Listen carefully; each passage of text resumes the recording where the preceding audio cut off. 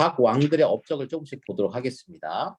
자, 지금 현재 여기 윗줄은 조선 전기, 여기는 후기 이렇게 나눌 수가 있습니다. 알겠죠? 네. 네. 자, 태조의 업적. 태조 본명이 뭐죠? 임성 이성계. 이것까지 이런 건 알죠, 여러분? 설마 이성계 모르는 사람 있어요? 네. 이성계 모르는 사람은 지금 이 방을 나가주세요.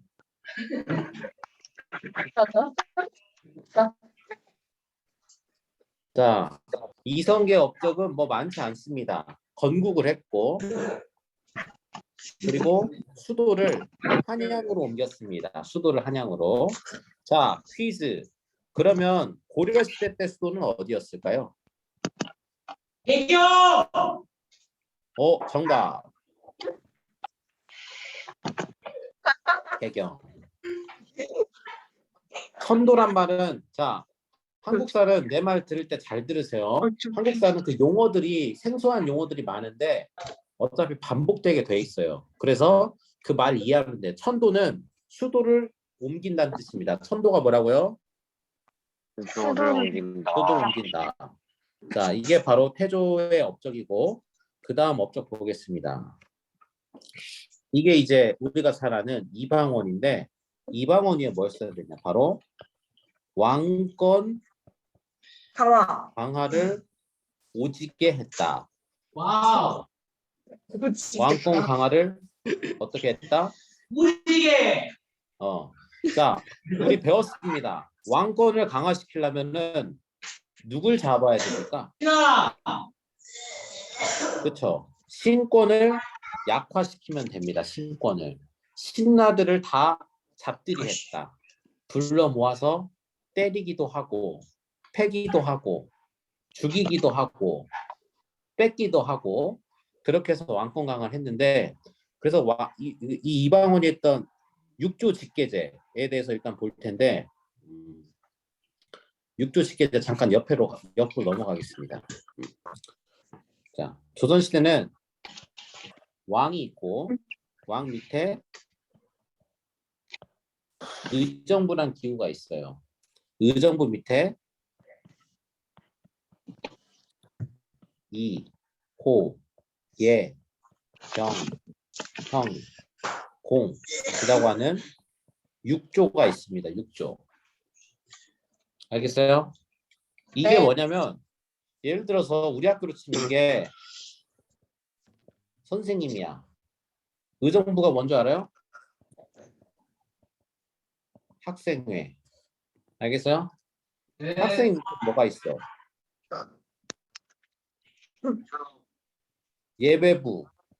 예배부장. 또 뭐 있어? 환경. 그치. 환경 무슨 부장. 또 뭐 있어? 회장 여러 가지. 뭐라고? 회장 미디어 부장. 회장 없어 미디어 부장. 미디어 부장. 그치. 그런 거 있잖아요. 이런 거야. 그래서 이 6조는 이런 걸 뭐라고 하냐면 실무라고 해. 실무. 여러분 이 빈칸을 나는 필기를 하니까 막 쓰는 거지만 여러분들은 아껴서 쓰세요. 이 칸. 알겠어요? 네. 나처럼 똑같이 쓰면 안 돼. 알겠죠? 네. 어.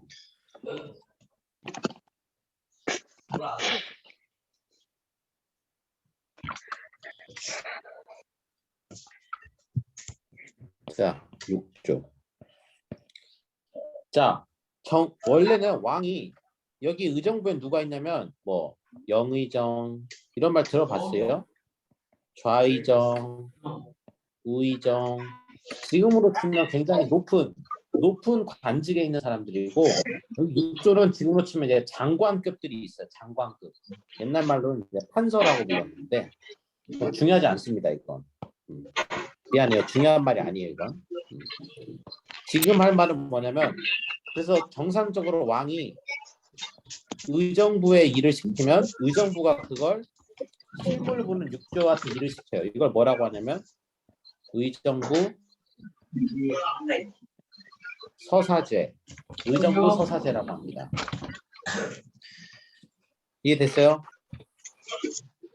그런데 가끔 가다가 왕권 강화를 하는 왕들은 의정부를 생략해, 무시해요. 그래서 바로 육조에다가 바로 일을 시킵니다. 그런 거 뭐라고 하냐면 육조 직계제라고 합니다. 이런 걸. 그래서 육조 직계제를 주로 누가 하냐? 왕권 강화를 하고 싶은 왕들. 쉽게 말하면 여기 의정부에 있는 신하들의 의견을 무시하고 싶은 사람들이 주로 육조 직계를 하게 되어 있습니다. 이해됐어요? 네.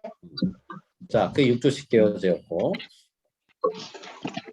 자, 두 번째, 이거는 놔두고 세 번째 보겠습니다. 사병은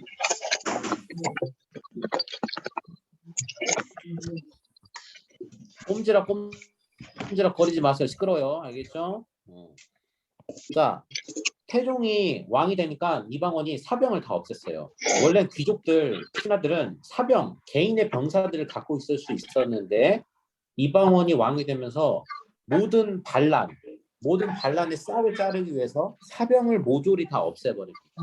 이방원이 실제로 자기가 반란을 일으킬 때 사병을 통해서 반란을 일으켰거든요. 이방원이 왕이 된 사건을 뭐라고 하냐, 보통 왕자의 난 이렇게 이야기하죠. 이 왕자의 난 때도 본인 사병으로 다 이제 전쟁을 치렀는데, 그래서 이제 왕자의 난이 왜 왕자의 난인 줄 알죠? 이방원이 왕이 되기 위해서 동생도 죽이고 형도 죽이고 스승님도 죽이고 친구도 죽이고 다 죽여서 왕이 됐습니다. 그리고 양전 사업은 뭐냐면 이렇게 쓰세요. 전국 토지 조사. 호패법은 지붕으로 치면 이렇게 쓰면 됩니다. 민증. 자, 전국 토지 조사를 했던 이유는 뭐냐면 전국에 있는 토지를 다 조사해서 그 토지는 결국 이때 다 재산이었기 때문에 제일 중요한 재산이죠. 그래서 세금을 잘 걷기 위해서 빠지지 않게, 이것도 왕권 강화의 하나예요. 그리고 민증을 왜 발급했냐? 민증도 마찬가지로 그 조선시대, 지금은 이제 우리가 전산으로 우리 이름이 다 올라가, 이때는 정확하지가 않으니까 모든 국민한테 민증을 백성들에게 발급해서 머릿수를 정확하게 세서 머릿수만큼 결국엔 이것도 세금, 예전엔 쌀이죠. 세금을 정확하게 걷기 위해서 두 가지를 했습니다. 우리가 그래서 이것 또한 왕권 강화라고 할 수가 있어요.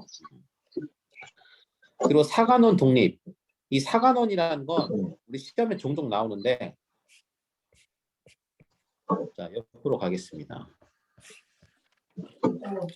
조선시대 중요한 기구 중에 3사라는 게 있어요. 3사. 이거는 왕과 신하들을 견제하는 역할을 합니다. 이 3사가 뭐가 있냐면 사헌부, 홍문관, 사관원, 이 세 개를 합쳐서 3사라고 불러요. 이 왕과 신하를 견제한다는 말이 무슨 말이냐면, 여러분 아직 사회를 안 하긴 했지만 여러분 현대 사회에 보면은 그런 말 들어봤죠? 삼권 분립이란 말 들어봤습니까? 네. 그래서 대통령, 행정부를 이 임법부와 그 사법부가 견제 서로 하잖아요. 그런 것처럼 조선시대에도 이 왕과 신하를 견제하는 역할을 하는 곳들이 있었어요. 알겠죠? 그래서 이 세 가지 부서가 있는데 역할들이 조금씩 달라요. 여기 사원부는 관리들을 감찰하는 곳이에요. 감찰. 감찰이라는 관리들이 뭐 나쁜 짓을 저질렀는지 비리를 저질렀는지. 여기는 뭐냐? 홍문관이라는 곳은 왕에게 자문을 하는 곳이야. 자문은 쉬운 말로 말하면 조언을 해주는 거예요. 조언. 그래서 여기서는 보통 뭘 하냐면 경연이라는 걸 열었어요. 경연. 경연이 뭐냐면 그 신하들이 왕을 가르치는 시간이 있어요. 그걸 경연이라고 합니다. 그래서 의무적으로 왕은 신하들에게 가르침을 받아야 돼요. 그러니까 자문, 조언을 의무적으로 받아야 되는 거였어요. 그 사관원은 뭐냐면 사관원의 일을 보통 뭐라고 말하냐면 간쟁이라고 말합니다. 일단 써놓으세요. 간쟁이란 게 뭐냐? 왕의 미안해요. 왕의 잘잘못을 가리는 걸 이야기해요. 왕이 뭐 부덕하거나 아니면 정책이 잘못됐거나 그런 걸 이제 신하들이 이제 또 왕뿐만 아니라 신하도 포함이죠. 왕과 신하들의 잘잘못을 따지는 거를 간쟁이라고 합니다. 알겠죠? 이 사관원. 그 아까 사관원 독립이라고 했잖아요. 원래는 이 사관원이 고려 시대 때는 그 일단 써놓으세요. 도평의사사. 다른 말로는 도당이라고 하는데 여기는 신하들의 회의기구였어요. 신하들 회의기구. 신하들 회의기구였던 도평의사사 도당 안에 사관원이 포함되어 있었어요. 근데 이제 이방원이 왕이 되면서 이 사관원을 신하들 회의기구로부터 독립을 시켜. 그게 무슨 말이냐면 야 사관원 너는 지금까지 왕의 잘잘못만 가렸는데 이제 신하회의기구로부터 분리가 되어서 신하들의 잘잘못도 가리거라. 신하들을 견제하기 위해서 사관원을 독립시켰다. 이 말입니다. 알겠죠? 네. 넘어갑니다. 자, 여러분 이해가 안 되는 거 있으면 그때그때 바로 질문하세요. 여러분만 모르는 거 아니니까. 자, 이게 바로 세종 이방원의 업적. 이방원은 본명도 알아놔야겠죠. 이방원은 참고로 말하면 조선시대 유일한 신하 출신 왕입니다. 관직 출신. 그러니까 유일한 공무원 출신 왕이다. 왜냐하면 고려 시대 때 자기가 직접 공부해서 이제 관직을 이제 치렀기 때문에 그렇게 알고 있으면 되고. 자, 그 다음 이 왕권 강화를 했던 이방원의 아들이었던 세종은 또 반대로 왕권과 신권을 어떻게 했냐면 이거 너무 큰데 이거 미안해요. 신권의 조화를 이뤘다. 우리가 이해를 해야 됩니다. 그러니까 왕권을 강화하는 면도 있지만 또 반대로 신하들의 의견을 굉장히 존중해줬다. 자, 아까 나왔던 거 나옵니다. 그러다 보니까 신하들의 의견을 존중하고 싶어. 그래서 육조직계제가 아니라 뭘 했어요? 의정부 서사제. 아까 여기 말했죠? 이걸 한 거죠 지금. 이해가 됐습니까 이거?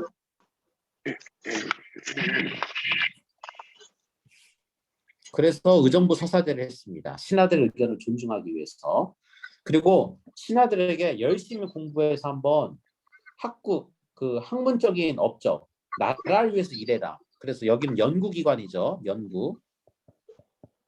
연구기관인데 여기서 집현전에서 뭐가 만들어졌습니까, 여러분? 훈민정음이 여기서 탄생했죠. 사실 이것뿐만이 아니고 여러 가지가 여기서 탄생했죠. 그리고 경연. 아까 경연 이야기했던 거 기억납니까? 여러분? 경연은 사관원에서 사관원이 아니었지. 공문관에서 주도하는 왕이 가르침을 받는 건데 이제 세종은 신권을 중요하게 생각하다 보니까 나도 가르침을 적극적으로 받겠다 하기 위해서 경연을 활성화했다 이런 말이죠. 그리고 여기 밑에 있는 이것들은 뭐냐면 세종의 우리가 잘 모르는 건데 세종의 업적이 사실은 이거 말고도 엄청 많아요. 여러분이 아는 세종의 발명품 말해보세요. 세종이 뭐뭐 만들었어?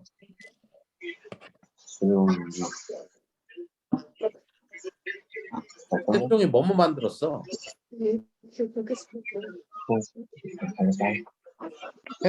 세종이 뭐뭐 만들었어요? 축구기, 뭐 해시계, 또 고등기 뭐 악보도 만들었어. 정간보는 악보죠, 악보. 뭐 여러 가지 있죠. 또 시험 많이 나오는 것 중에 하나가 뭐냐면 농사직설, 칠정산 이런 건 책 이름인데 시험에 많이 나옵니다. 이건 외워야 돼. 이거는 나중에 나오면 설명해 주겠습니다. 이거는. 참고로 이거는 농법을 한 책이고 칠정산은 역법이라고. 역법이란 건 1년, 2년, 3년 날을 세는 날을 보는 법이거든요. 지금 이제 태양력을 쓰고 있는데 역법이라는 말을 씁니다. 이 두 가지 시험 많이 나옵니다. 이런 거는 너무 뻔해서 잘 안 나와. 이런 거 잘 나오지. 알겠죠? 그런 거 외에도 세종의 군사적인 업적이 있습니다. 군사적인 업적. 첫 번째는 어디냐면 사군육지. 그 두 번째는 쓰시마섬입니다.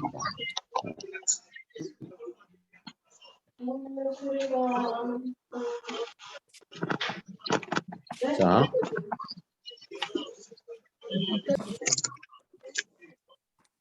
혹시 여러분 책에 이게 있나 모르겠네. 사군육지가 쓰시마섬.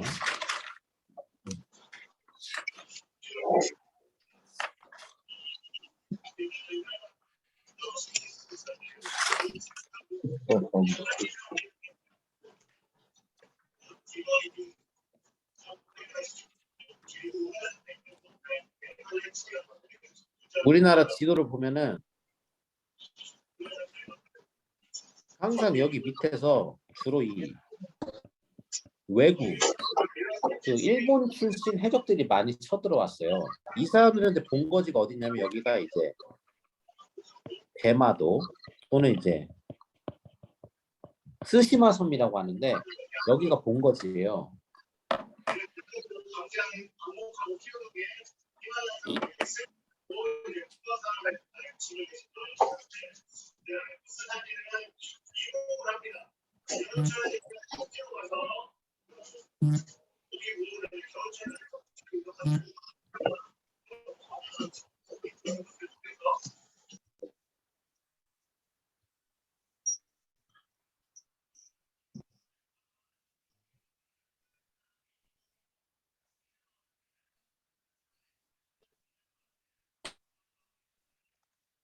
일단 뭐 나가진 사람들은 어쩔 수 없고 수업을 진행하겠습니다.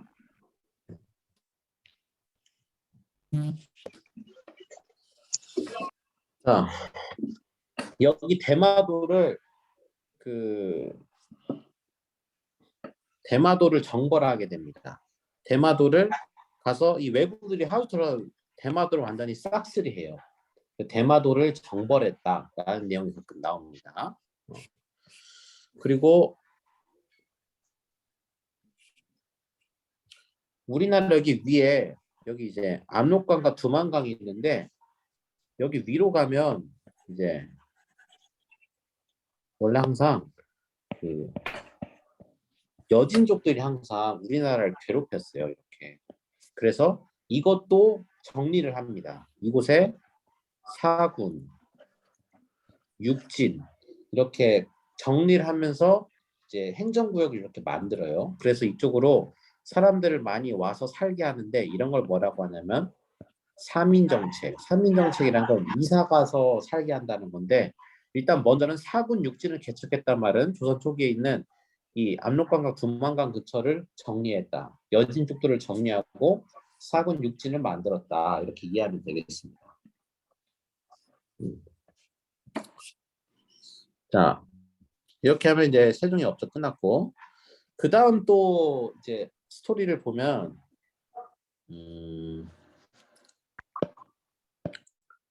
여기 세조 또는 수양대군이라고 하는데 여기 사이에 누가 있냐면 태종, 태세, 문단세, 문종과 단종이 있습니다. 근데 이 문종이 이제 생각보다 갑자기 병을 얻어서 죽게 돼요. 그러면서 나이가 어린 왕 단종이 즉위하게 됩니다. 근데 나이가 너무 어려서 즉위하다 보니까 그 당시 왕이 안 됐지만 왕족이었던 수양대군이 이 단종을 몰아내고, 쉽게 말하면 여기는 삼촌과 조카 사이였는데, 여러분 삼촌 있죠? 여러분 삼촌이 여러분을 죽였어요.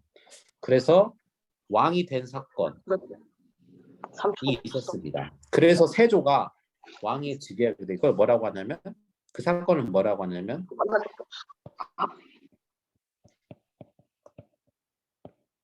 계유정난이라고 합니다. 계유정난. 그래서 세조가 왕이 됐는데, 아무래도 세조는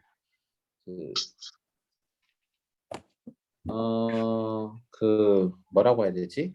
조카를 죽이고 왕이 됐기 때문에 왕권 강화를 좀 확실히 할 수밖에 없었어요. 그러다 보니까 다시 보세요. 육조 직계제를 다시 합니다. 아까 육조 직계제 왜 하는지 배웠죠? 그리고 신라드 의견을 전혀 듣지 않아요. 그래서 집현전, 너네는 연구도 하지 말아라. 경연이 아까 뭐라고 했죠? 신하들에게 가르침을 받는 곳이라고 했잖아요. 너희들이 뭔데 날 가르치느냐. 그리고 유향소라는 건 뭐냐면, 써놓으세요. 일단 그 지방에 있는 양반들이 정치를 참여하는 기구예요.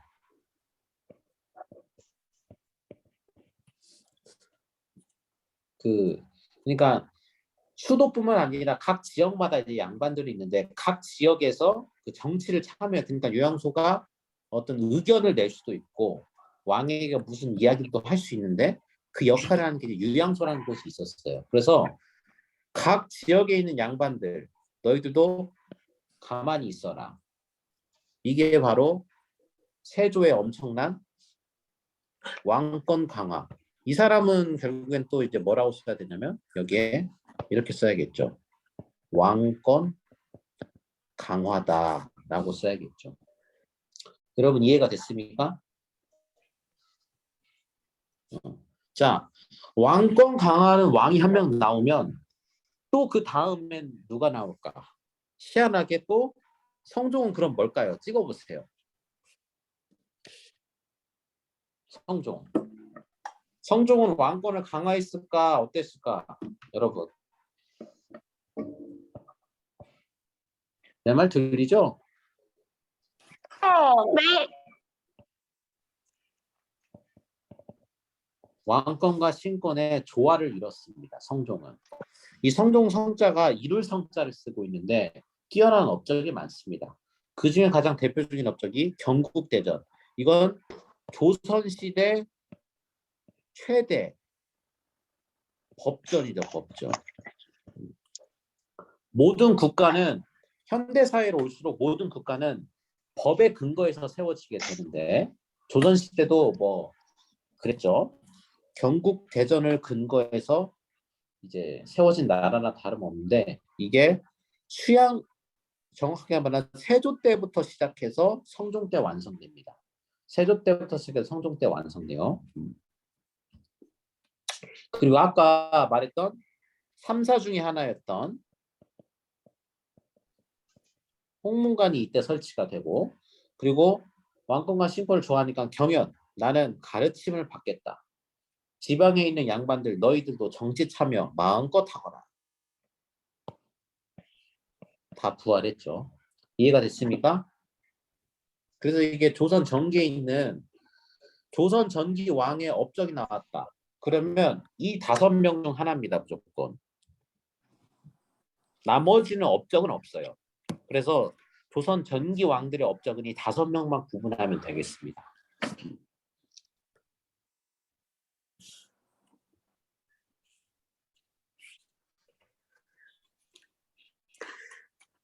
자, 그리고 이제 조선 전기에서 그다음 중요한 게 뭐냐면, 바로 이 성종 때 갑자기 누가 등장을 하냐? 바로 살인들이 등장을 해요. 살인들.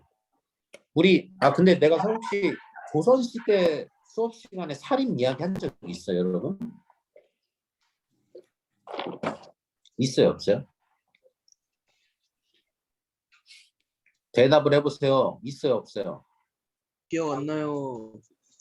오케이. 뭐 설명해 줄까요? 하지 말까요? 해주세요. 시험엔 많이 나옵니다. 근데 여러분들이 원하지 않으면 설명 안 할게요. 설명할까요? 하지 말까요? 해주세요. 해요. 자, 조선 시대는 어떤 사회냐? 조선 시대는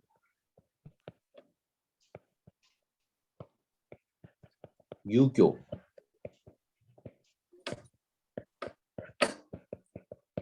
성리학 사회다. 옛날에 이 말 했던 거 기억나죠, 여러분? 기억나요, 안 나요?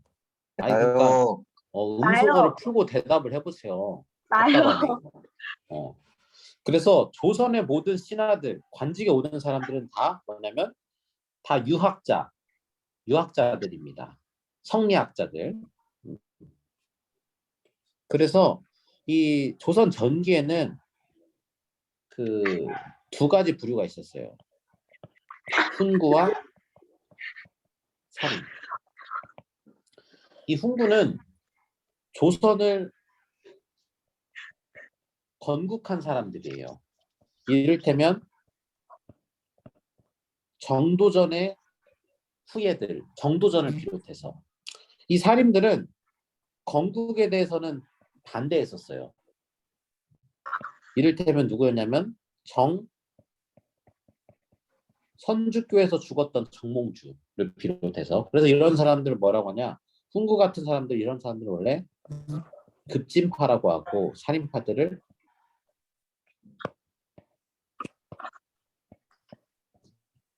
온건파라고 해요. 온건파.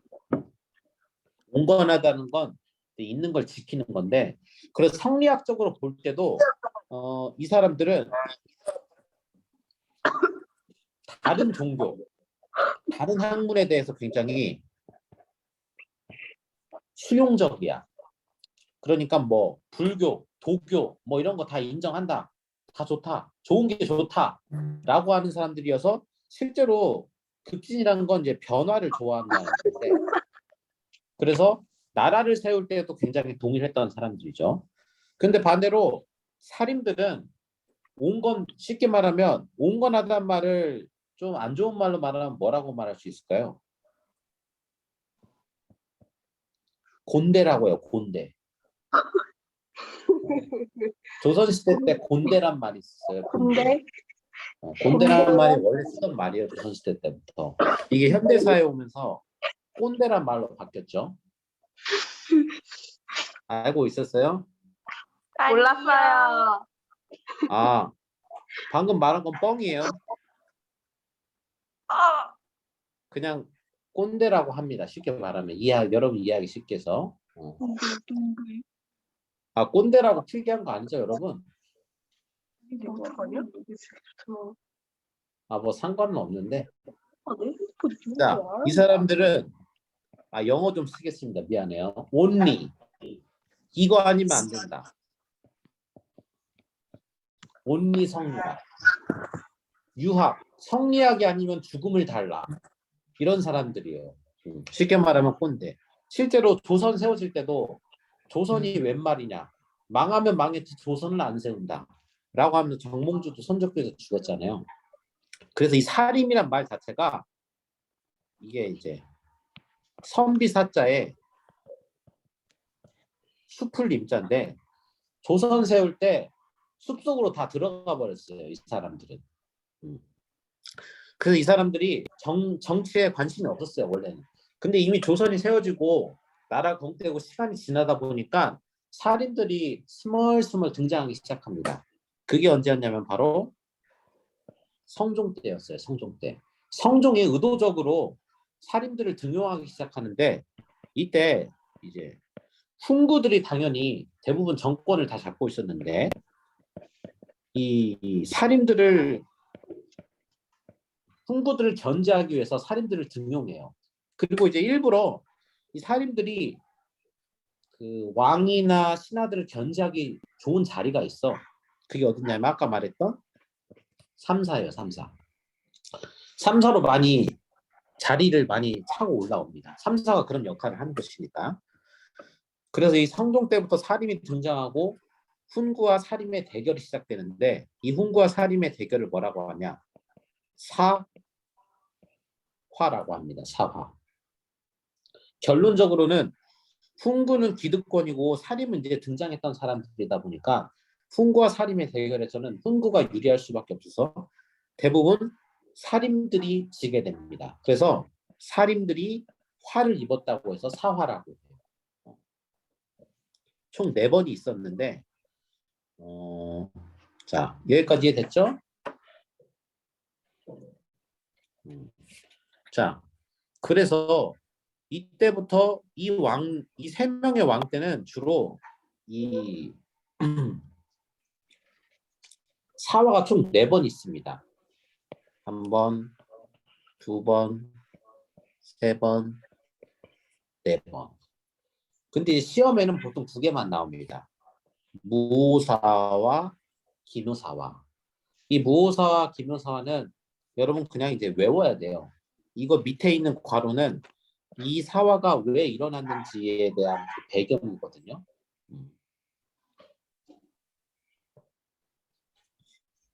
뭐 이제 어차피 수업하는 거니까 쭉 말하겠습니다.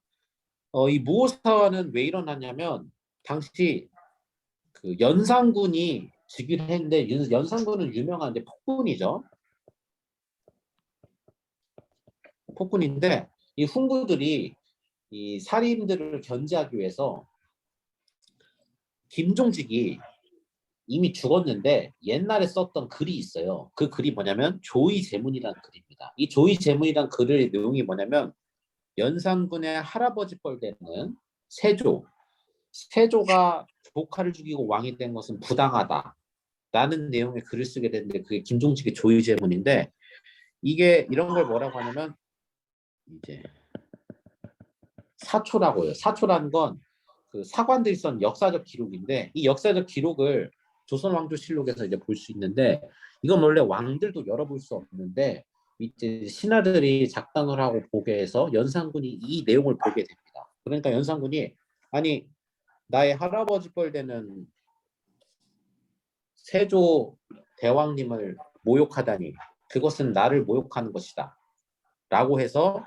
이때 살아있는 살인들은 다 죽이게 됩니다. 김종직도 살인이었어요. 김종직을 비롯해서 그게 뭐냐면 바로 무오사화. 이 당시 김종직은 이미 죽은 상태였기 때문에 김종직은 무덤에 있었는데 그래서 김종직을 부관 참시하게 되는데 부관 참시가 뭐냐면 무덤에서 꺼내서 그 시체를 토막내는 걸 이제 부관 참시라고 해요. 그 부관 참시형에 처하게 합니다. 그 갑자사화는 참고로 여러분 아는 사람들은 알겠지만 그 연산군의 어머니가 이제 패비윤 씨예요. 이제 뭐 여러 가지 이유가 있어서 이제 그 사약을 먹고 죽었는데 그 패비윤 씨가 어머니였던 패비윤 씨가 죽을 때 관련됐던 사람들을 이제 연산군이 많이 이제 처단하게 됐는데 그때도 마찬가지로 살인들이 많이 피해를 많이 보게 됩니다. 자, 연산군이 폭군이었는데 연산군이 이제 폭정이 너무 심하니까 이때 중종을 중심으로 반란이 일어나요. 중종 반정이라고 하죠. 그래서 중종이 이제 왕이 됐고 이 당시에 누가 등장하냐? 바로 조광조라는 사람이 등장합니다. 조광조. 조광조는 대표적인 이제 살인 중에도 이제 이황보다도 스승격인 굉장히 유명한 사람인데 이 조광조가 중종의 마음에 들어서 정권을 잡게 되고 살인들이 굉장히 권력을 많이 쥐게 됩니다. 근데 이때 조광조가 권력을 많이 얻기도 했는데 이 사람은 이제 살인이다 보니까 옳은 소리밖에 할 수가 없었어요. 이 당시에 조광조가 보니까 중종 반정을 일으킬 때 공신 명단이 있어요. 공신이란 건 공을 세운 사람들. 이 중종을 중종이 이제 반란을 일으켜서 왕이 될 때 앞장서서 공을 세운 사람들의 명단이 있는데, 근데 그 명단을 조광조가 보니까 이름은 올라가 있는데 실제로는 공을 세우지 않은 사람들의 이름이 있어요. 근데 그 이름들이 공교롭게도 대부분 뭐였냐면 훈구들 이름이 많았습니다. 그러니까 공은 안 세우고 반란 세울 때 그러니까 뒤에 있다가 이름만 올린 사람들이죠. 그래서 이 조광조, 앞으로 해도 조광조, 뒤로 해도 조광조가 이제 그걸 못 참고 그걸 이걸 뭐라고 하냐면 공식 명단을 위훈이라고 합니다. 위훈. 그래서 조광조가 이 위훈을 삭제해라. 가짜로 공 세운 사람들 이름들 다 지워라. 라고 이제 건의를 하게 됩니다. 그래서 이때 마침 훈구들 이름이 많은데 훈구들이 아니 잘한다 잘한다 해줬더니 이제는 가만히 있는 우리를 건드네. 그래서 이를 꾸며서 조광조를 이제 죽게 만들어. 조광조뿐만 아니라 이제 조광조의 후배들 다른 살인들도. 이때 이건 어떤 사건이 있었냐면 주초미왕이라고 합니다. 주초미왕. 주초미왕이 뭐냐면 이때 훈구들이 궁궐 뒤쪽에 있는 나뭇잎을 파먹게 했어요. 나뭇잎을 어떤 벌레가 일부러 글씨를 막 파먹게 했는데 이 주초위왕 글자를 한문으로 연결하면은 조씨가 왕이 된다라는 내용이었어요. 그래서 이걸 이 플립을 뜯어다가 임금님한테 가서 임금님 조씨가 왕이 된답니다.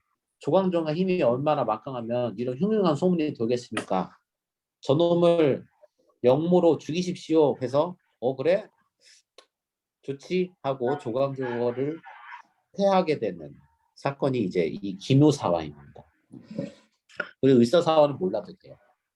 그래서 이 네 가지 사화는 총 4번이 있었다는 사실 여러분 알고 있어야 되겠습니다. 자, 조금만 더 하고 쉬는 시간 갖도록 하겠습니다. 자, 다음 조선시대 이제 후기로 접어들게 됐는데 후기의 중요한 기점은 누구냐면 임금은 선조. 바로 이 임진왜란이 조선 후기의 중요한 기점입니다. 임진왜란이 언제 있었죠? 1592. 우리 그 임진왜란 다큐멘터리 다 봤던 거 기억나요?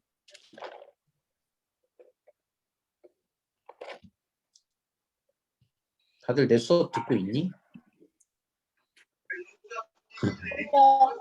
듣고 있지? 물어보면 네. 대답은 하세요. 내가 모르니까. 예. 여기 이제 두 가지 선조 네. 때는 두 가지가 중요한데 첫 번째는 이 임진왜란이 일어나서 임진왜란과 관련된 내용들이 시험에 자주 등장하는데 그건 그렇게 어렵지 않아요. 알겠죠? 그래서 나중에 나오면 차차 하면 되고 그리고 이때 이 훈구와 살인이 맨날 대결하다가 결국에는 득세한다는 건 깔렸다는 뜻이에요. 쉽게 말하면 살인만 남게 돼요. 훈구들이 기득권이 있었는데 이상하게 이때는 훈구들이 하나도 안 남고 살인만 남게 됩니다. 이때 이 살인들이 권력을 또 쥐을 수 있었던 이유는 뭐냐면 살인하면은 두 가지를 알아야 되는데 아까 여기로 넘어가서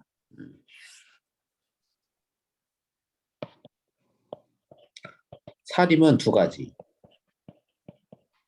서원과 향연 이걸 무조건 기억해야 됩니다. 살인의 근거지 살인의 힘은 어디서 나오냐 바로 서원과 향약이었다. 이거 무조건 알고 있어야 돼요. 서원은 뭐냐면 형리학 유교 선배들에게 제사를 지내거나 그리고 또 후배들 양성하는 교육을 했던 곳이에요. 각 지방에서 각 지역에서 이 향약은 지방 자치 규약이라는 건 법이에요. 법 규칙 같은 건데 사람들이 조선 후기로 가면서 이 나중 가면 이 서원이 한 1000몇 개가 넘어요. 각 지방에 전국 8도에. 그래서 이 서원이라는 곳에서 끊임없이 공부해서 급제하고 관직에 오르고 공부해서 급제하고 후배를 양성하고 인원수를 늘리다 보니까 이 서원을 통해서 살림수가 엄청나게 늘어나게 됩니다. 이 서원은 바로 살림들의 근거지라고 할 수가 있어요. 근거지. 알겠죠? 향약은 뭐냐면 조선시대는 성리학 사회라고 했잖아요. 그러다 보니까 조선시대 모든 백성들은 각 지방에 있던 그 모든 백성들은 후기로 갈수록 이 향약, 이건 유교적인 자치 규약인데 향약이라는 유교적인 자치 규칙을 다 지켰어야 됐어요.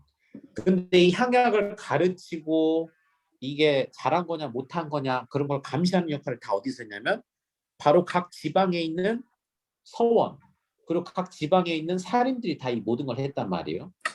그러다 보니까 이 향약을 통해서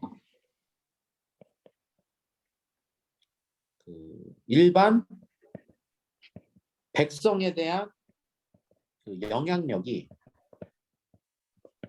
굉장히 올라가게 됩니다. 일반 농민들, 일반 상민들에 대한 영향력이 굉장히 올라가요. 뭐 향약에 뭐 어긋나거나 잘못되면 불러다가 뭐라고 하고 하는 건데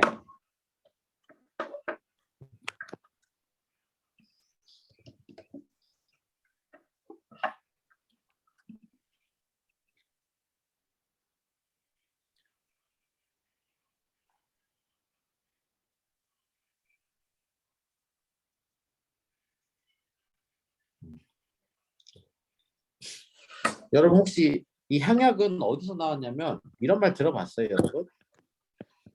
혹시 여러분 도덕 했습니까? 도덕? 삼강오륜이라는 말 들어본 사람 들어봤어요? 삼강오륜이라는 걸 기초해가지고 이 향약이 만들어지는데 나중에 여러분 도덕 시간 되면 여러분 좀 알 수 있을 거예요. 자, 어쨌든 간에 이 살인들이 자 중요합니다. 살인하면 두 가지를 기억해야 돼요. 서원과 향약. 살인하면 뭘 기억하라고요? 서원과 향약. 알겠죠? 그래서 이 살인들만 살아남게 되는데 이 살인들만 살아남다 보니까 더 이상 싸울 사람이 없어. 그래서 이제 살인들이 자기들끼리 싸우기 시작합니다.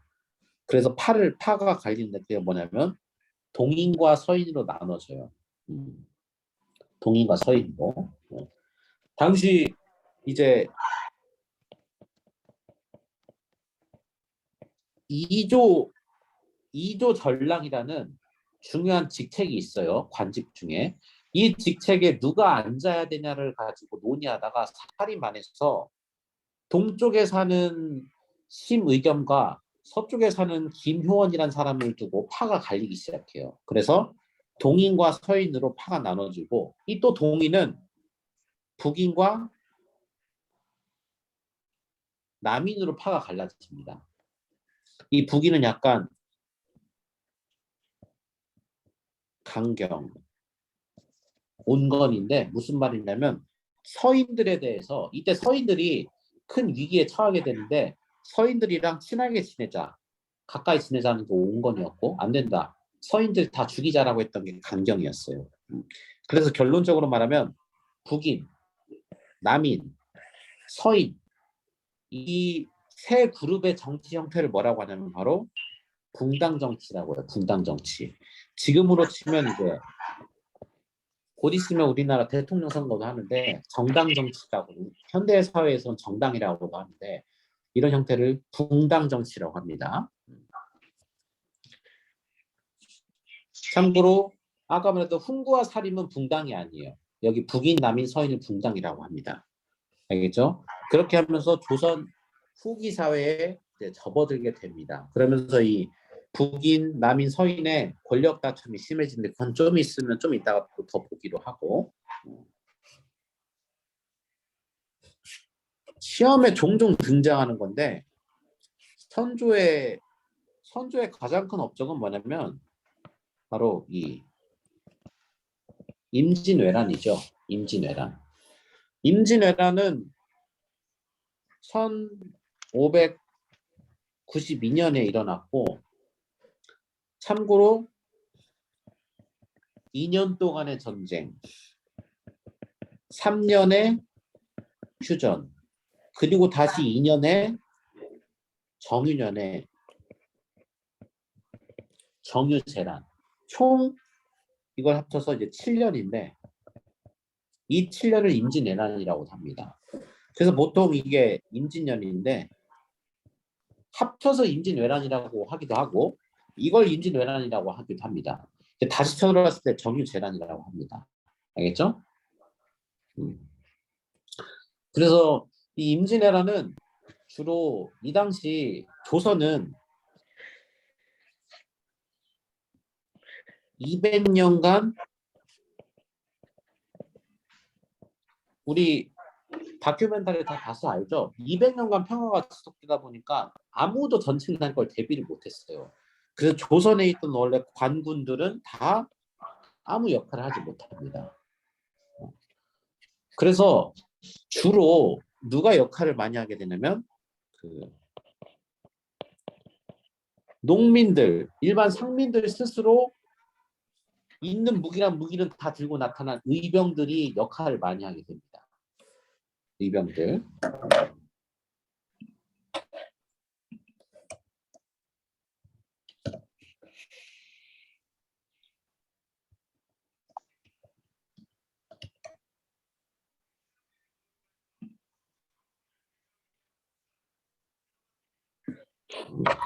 대표적인 의병장 하면은 여러분 들어봤는지 모르겠어요. 홍의 장군, 곽재우 이런 사람이 있었어요. 그리고 또 이때 우리가 잘 아는 가장 유명한 사람이 누구예요, 여러분? 이순신이 큰 역할을 하게 되죠. 이순신. 이순신의 업적은 우리가 보통 어떻게 이렇게 외우면 돼요. 옥, 사, 당, 한, 부삼포.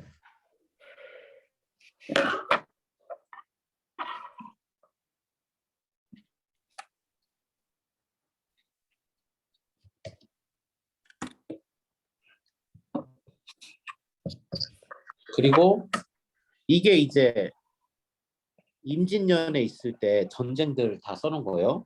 옥포해전, 사천, 뭐 한산도 대첩 이런 거 써놓은 건데 앞글자를 딴 건데 이건 뭐 그냥 이렇게만 알고 있어도 돼요. 그리고 이제 정유년에 다시 쳐들어왔을 때 큰 전쟁이 두 개 있습니다. 명량과 노량. 이 명량은 여러분이 아는 것처럼 일대 뭐죠? 300대 10. 이 노량은 여러분이 아는 그 이순신이 이때 이순신이 전사하게 되죠. 나의 죽음을 적에게 알리지 마라 하면서. 그리고 또 하나 이 이순신 장군 외에도 이때 명나라가 관군과 명나라 지원군이 힘을 합쳐서 우리를 도와주게 됩니다. 그래서 이 크게 보면 의병, 이순신, 관군과 명나라 지원군의 연합으로 이 임진왜란을 버티게 됩니다. 그래서 우리가 임진왜란 하면 이런 내용들을 알고 있어야 돼요. 근데 이제 임진왜란 이후에 시험에 많이 나오는 것 중에 하나가 뭐냐면 이건 그냥 별도로 시험에 진짜 많이 나오는 거예요. 첫 번째가 뭐냐면 임진왜란 이후에 조선 군대 제도가 군대 제도예요. 군제가 많이 바뀌는데 이때 뭐가 등장하냐면 훈련 도감이라는 게 등장해요. 훈련 도감은 뭐냐면 직업군인이었어. 이 당시 관군들이 속수무책으로 다 당해버리니까 훈련 도감이라는 직업군인 부대가 만들어집니다. 여기 이제 훈련 도감 플러스 뭐 몇 개 있어요. 이런 것들을 뭐라고 하냐면 오분형이라고 하는데, 그래서 임진왜란 이후에 오분형 체제가 완성됐다 이런 말이 나옵니다. 두 번째도 시험에 종종 나오는 게 뭐냐, 일본이 우리 예전에 다큐 보면 알겠지만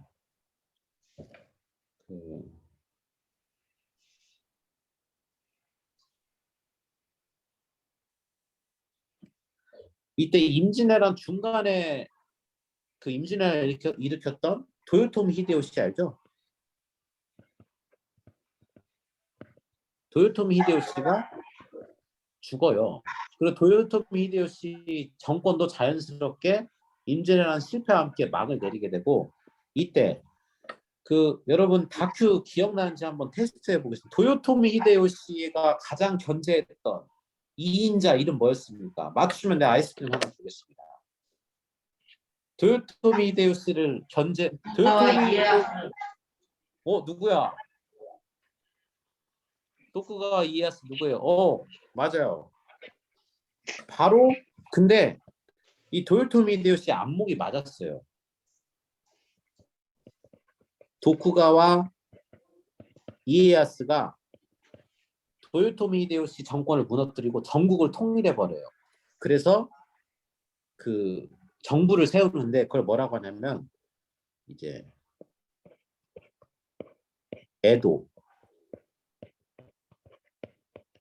에도막부라고 해요. 에도막부. 에도는 지금으로 치면 그 도쿄를 이야기하고 하고 있는데, 도쿄를 중심으로 정권을 세워야 돼요. 에도막부. 그래서 이게 시험에 한번 나온 적이 있습니다. 실제로 이 도쿠가와 이에야스가 반란을 일으켜서 전국을 다 먹어버리죠, 쉽게 말하면. 네.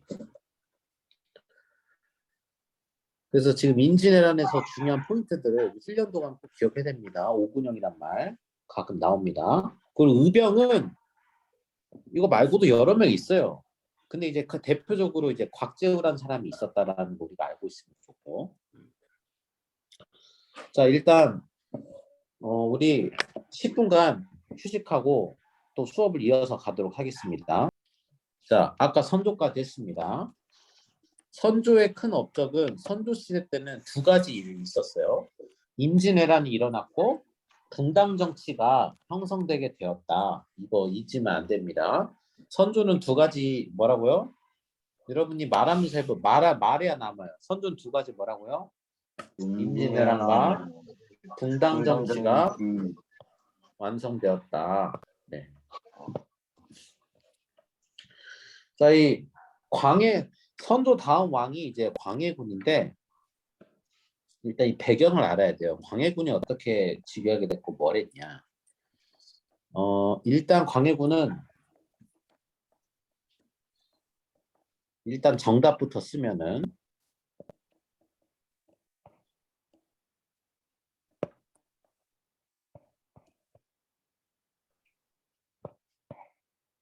미안해요. 정답부터 쓰면은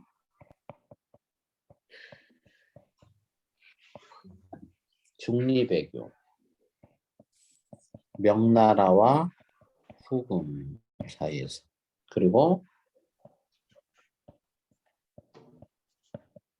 대동법, 경기도 지역을 중심으로 대동법을 시행하게 됩니다.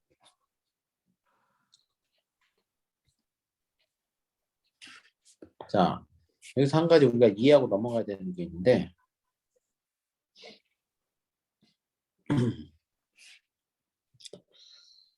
조선이 원래 이 조선이 여기 있었는데 여기에 명나라가 있었습니다.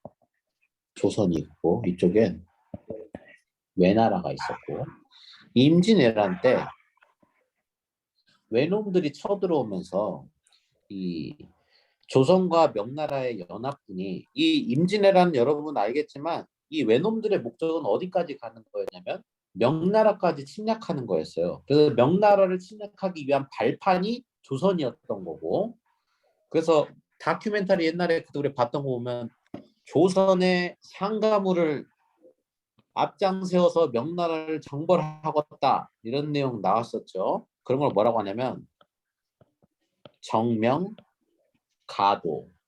합니다. 명나라를 정벌하니까 조선은 그 길을 빌려줘라. 너희들이 앞장서라. 이런 말입니다. 정명가도. 근데 아무튼 이 외놈과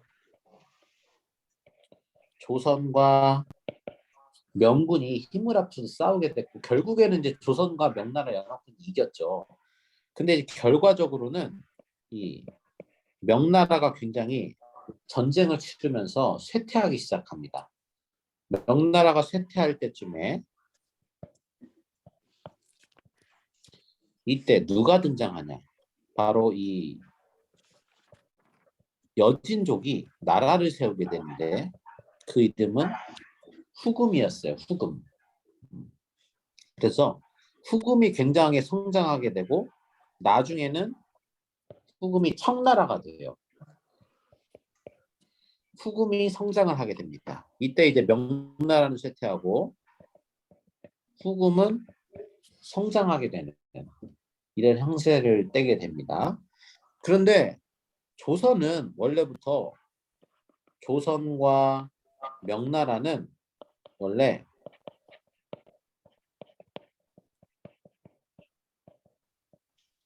오래전부터 사대 관계를 맺고 있었어요. 사대 관계. 사대 관계란 말은 뭐냐면 조선이 명나라를 항상 다른 말로 이제 군신이라고 하는데 군주와 신하. 조선이 명나라를 항상 임금님 또는 아버지 우리의 큰 어른으로 우리가 모셨단 말이에요. 왜냐하면 명나라는 어떤 이 유학, 유교라고 하지. 성리학의 이제 본거지이기 때문에 이 명나라를 작은 나라가 큰 나라를 섬기는 것, 명나라를 섬기는 것은 당연한 이제 법도였어요. 그래서 조선 전기부터 항상 명나라를 섬겨왔어요. 그런 거 어려운 말로 사대 관계라고 해요. 사대 관계. 조선 명나라를 섬기는 걸. 그런데 지금 이제 후금이 성장을 했잖아요. 후금이 성장을 하니까 이제 그 조선이 명나라를 섬기는 건 맞지만 후금 눈치를 이제 봐야 됐어요. 그러면서 이제 후금이 이번에는 조선에게 뭘 요구하냐면 처음에는 형제관계, 나중에는 군신관계를 요구하게 돼요. 형제관계를 요구했다는 건 뭐냐면 우리는 너희들보다 형님이다. 우리 형님으로 모셔라. 이때 이제 형님으로 모셔라 하면서 일어났던 게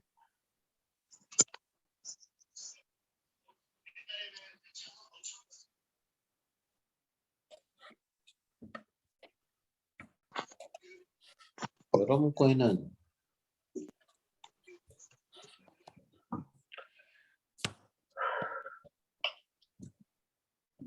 정묘호란, 정묘호란을 일으키게 돼요. 후금이 쳐들어와서. 그리고 이제 나중에 이제 군신관계를 요구하게 되는데 이게 뭐냐면 바로 병자호란이에요. 그러니까 이 후금이 요구했던 후금은 이제 나중에 청나라입니다. 쉽게 말하면 청나라가 원했던 거는 너희들 이제 이제 이 중국 땅 새로운 중원의 주인은 바로 우리 청이다. 명나라를 더 이상 섬기지 말고 우리를 섬겨라. 라고 하는 군신관계를 이제 요구하게 됩니다. 그래서 이제 병자호란이 나중에 일어나게 되는데 그 과정에서 그 중간에 이 명나라의 쇠퇴와 후금의 성장의 사이에서 이 중간을 저울질하면서 외교를 했던 걸 뭐라고 하냐? 바로 중립 외교라고 해요. 중립 외교를 누가 했냐면 광해군이 했어요. 광해군이. 이제 광해군이 중립 외교를 하는데 쉽게 말하면 이제 명나라와 후금 사이에서 눈치를 보면서 명나라 편도 들었다가 후금 편도 들었다가 이렇게 했다는 말이에요. 근데 이제 이 광해군이 중립 외교를 하는 게 대부분의 신하들한테는 마음에 안 들었어요. 왜냐하면 조선은 성리학 사회고 유교 사회고 명나라를 섬기는 것이 옳았기 때문에 이런 후금을 이때는 뭐라고 생각했냐면 이런 사람들을 오랑캐라고 생각했어요. 오랑캐. 글도 모르는 오랑캐. 그 오랑캐라고 해서 원래 무시했었는데 이 오랑캐를 눈치 본다는 것 자체는 일반 성리학자들, 일반 유학자들이 볼 때 이해할 수가 없었고 광해군이 뭐 이런 이유를 비롯해서 광해군이 실제로 쫓겨나게 됩니다. 광해군이 폐위돼요. 그래서 그게 뭐냐면 인조 반정. 인조 반정으로 폐위되게 됩니다. 그래서 인조가 지배하게 되고 이제 원래 우리 노트로 돌아가겠습니다.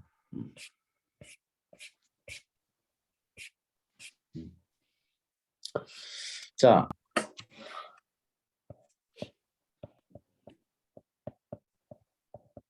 인조 반정으로 인조가 즉위하자마자 원래 광해군은 명과 후금 사이에 이 중립외교를 하고 있었는데 바로 신하들을 비롯한 왕이 뭘 하게 되면 신명 배금 정책을 펼치게 돼요. 명나라는 가깝게, 금나라는 배척한다라는 내용입니다.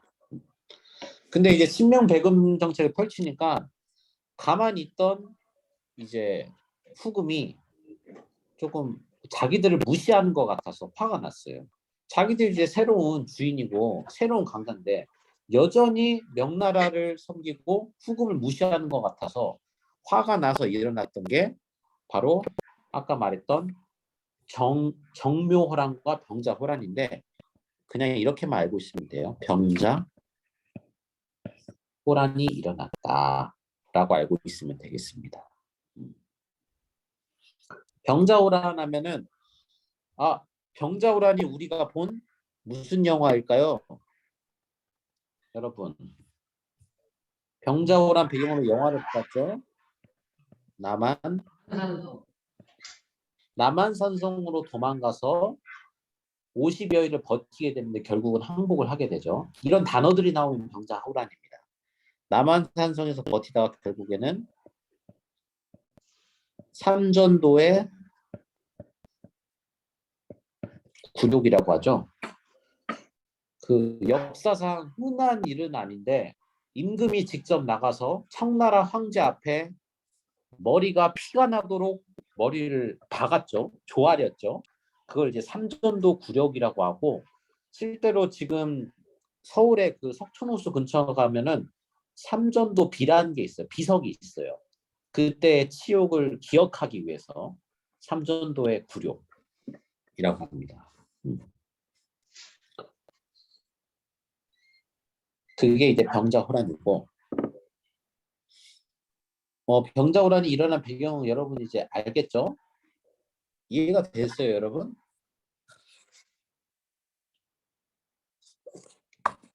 됐는지 안 됐는지 모르겠네. 자, 여기는 또 마지막은 영정법인데 이 대동법과 영정법은 좀 이따가 한 번에 하도록 하겠습니다. 혹시 설명 안 하면 나한테 꼭 말하세요. 자, 인조한테는 아들이 둘이 있었어요.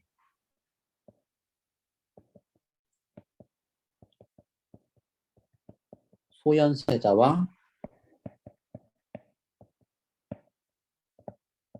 복림대군. 청나라가 이제 우리나라를 지배까지는 아니지만 결국 우리나라와 사대 관계를 맺으면서 우리나라가 항복을 하게 되면서 우리나라 왕의 아들들, 왕자, 이 소현세자와 복림대군이 청나라로 끌려가게 됩니다. 그래서 이 둘은 인질 생활을 오랫동안 하다가 나중에 이제 왕이 될 때쯤에 돌아오게 돼요. 이 소현세자가 첫째고 복림대군이 둘째죠. 근데 이 소현세자는 거기 지내는 동안 약간 친정파가 돼서 청나라에 대해서 굉장히 온건하고 아빠 청나라 내가 인질로 있었지만 살아보니까 좋은 나라야. 우리 청나라랑 사이좋게 지내자. 배울 것도 배우고 이런 입장이 됐고 복림대군은 이 청나라 놈들은 우리나라에게 치욕을 주고 우리 백성들을 힘들게 했다. 내가 언젠간 저 청나라 놈들 죽이겠다. 라고 생각을 이제 했던 왕자인데, 근데 어떻게 하다 보니까 이 소현세자가 왕이 될 사람이었는데 어떻게 하다 갑자기 죽어요. 뭐 여러 가지 설이 있는데 일부러 죽였단 말도 있고, 소현세자가 결국엔 죽게 되고 이 복림대군이 왕이 되게 되는데 그게 누구냐면 바로 이 효종입니다. 효종. 효종은 아까 말했듯이 청나라 인질 생활을 하면서 내가 언제는 청나라를 정벌하겠다라는 꿈을 꾸고 있었는데, 그래서 저 북쪽에 있는 청나라를 정벌한다고 해서 북벌 운동이라고 합니다. 효종의 북벌 운동. 그리고 일단 이 정도까지만 알면 되고, 실제로 효종이 이제 청나라를 정벌하려고 했던 북벌 운동은 뭐 잘 되진 않아요. 그래서 그냥 뜻만 그렇게 꿈을 이제 꿨다는 걸 우리가 알고 있으면 되고, 그 이후로는 이제 우리가 이제 중요한 건 뭐냐면 바로 이 밑에 부분을 봐야 돼요. 자, 여기 보면 살인이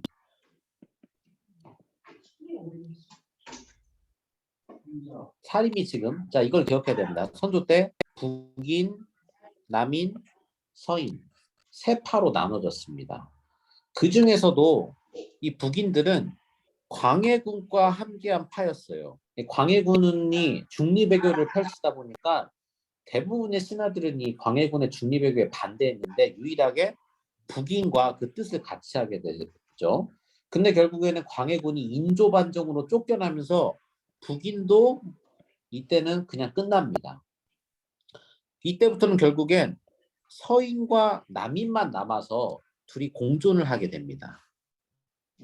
그리고 쪽수로는 남인은 반쪽이고 서인이 크잖아요. 서인이 이제 정계를 주도하게 되는데, 아무튼 이제 서인과 남인이 공존한다는 사실을 알아야 돼요. 근데 이 서인과 남인이 언젠가부터 이 현종 때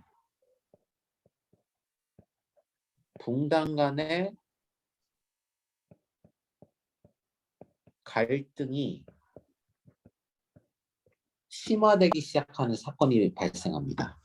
그런 걸 뭐라고 하냐면 예송 논쟁, 예송이라고 합니다.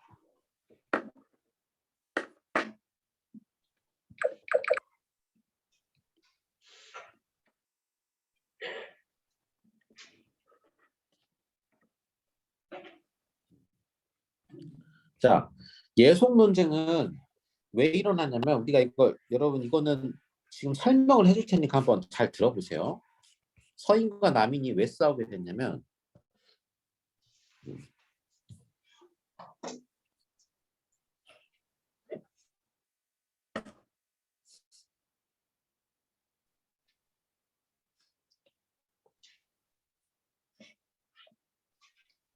지금 효종이 죽었고 효종 다음에 현종이 왕이 됐습니다. 근데 이제 효종이 죽으면은 이제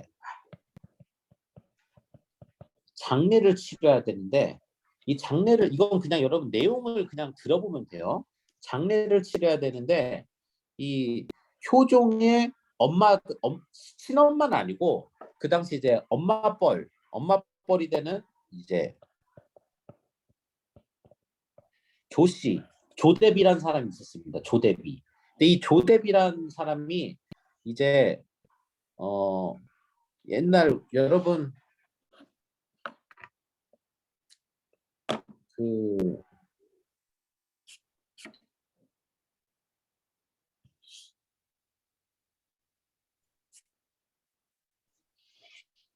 옛날 그 영화들 보면은 그 왕이 죽으면은 그 상복을 입어야 돼요. 상복을 입어야 되는데 이 조대비가 상복을 몇 년 입어야 되냐로 이제 싸우기 시작했는데, 왜 그랬냐면 이 효종이 죽었잖아요. 원래 성리학적 법도에 따르면은 첫째가 죽으면 상복을 3년, 둘째가 죽으면 1년을 입어야 돼요. 그런데 이제 남인과 서인이 누가 주장했는지는 외울 필요는 없어요. 그래서 그냥 이 부분 그냥 대충 설명할게요. 한쪽에서는 자 효종은 비록 둘째였죠. 효종은 왜 그랬냐면 효종은 이제 소현세자 첫째 형이 있었으니까 소현세자가 죽고 그다음 왕이 됐으니까 둘째이기 때문에 1년만 상복을 입으면 된다라는 주장과 아니다. 효종은 그래도 왕을 지냈기 때문에 첫째 예우를 첫째 대접을 해줘야 된다. 3년 입자. 이 두 개로 싸우게 되는데 이걸 예속 논쟁이라고 합니다. 예속 논쟁. 이 이유 때문에 서인과 남인이 죽기 살기로 싸우기 시작해요. 알겠죠? 그래서 예송이 총 2번 있는데 1차 예송 때는 그래서 1차와 2차 앞에다가 보통 이제 그 기해 갑인 이 글자를 붙이는데 1차 때는 아까 말했듯이 효종이 죽었을 때 상복에 대한 문제 때문에 이제 그랬고 이번엔 누가 죽냐? 효종의 비었던 효종의 와이프죠. 인선왕후가 죽게 돼요. 둘은 이제 결혼한 사이죠.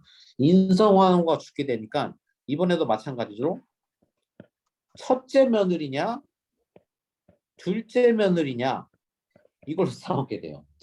첫째 며느리 같은 경우는 1년을 입으면 되고 둘째 며느리였다면 9개월을 입으면 되는데 이걸 가지고 또 남인과 서인이 싸워요. 둘째 며느리니까 9개월 입자. 아니다.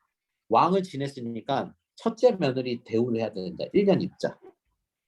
라는 이유 때문에 싸웠던 이 모든 걸 뭐라고 하냐면 자 지금 들은 내용 그냥 잊어버려도 돼. 알겠죠? 이런 걸 그냥 예속 논쟁이라고 한다. 상복을 얼마나 입냐 이런 걸로 싸웠던 게 그래서 이 2번의 예속 논쟁 끝에 서인이 한 번 이기고 남인이 한 번 이기게 됩니다. 이렇게 되면서 붕당의 갈등이 심해지고 자연스럽게 정권이 누구한테로 가느냐가 조금씩 바뀌게 돼요. 이렇게 되면서 붕당이 사이좋게 지내던 남인과 서인이 싸우기 시작하더니 이제 숙종 때 가서는 경쟁이 아주 심해져. 그걸 뭐라고 하냐면 환국이라고 해요. 환국.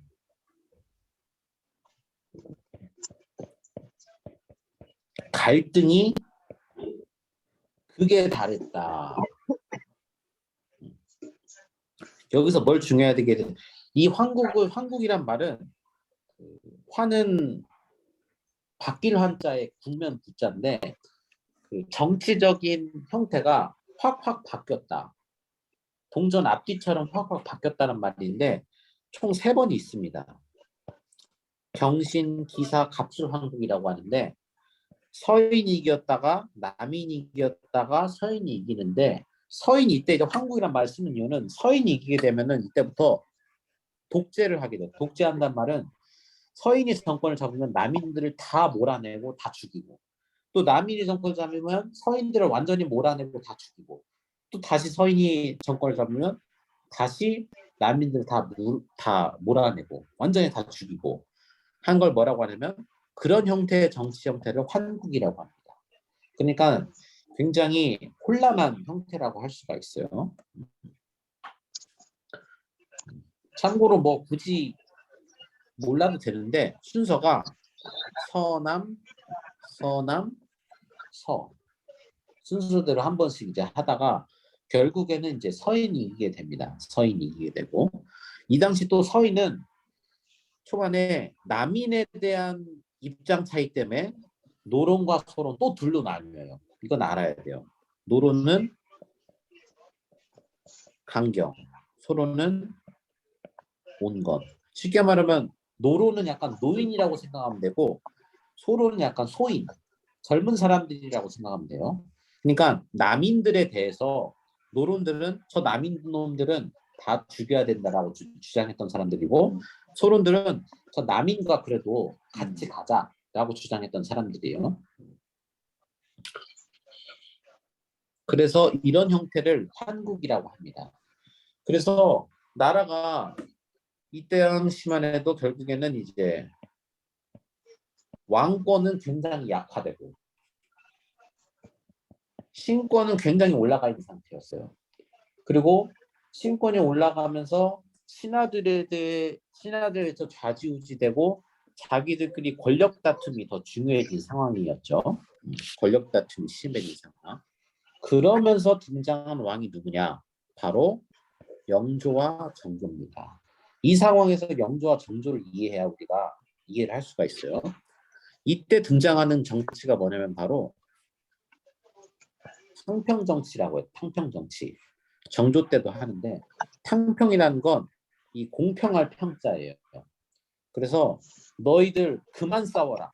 그만 좀 싸우고 앞으로는 내가 왕권을 다시 강화시키고 공평한 정치, 형평성 있는 정치를 하겠다라는 주장입니다.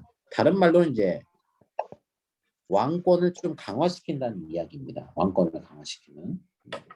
정조가 했던 탕평정치는 좀 더 과격하게 했다고 해서 험준할 준자를 써서 준론탕평이라고도 하는데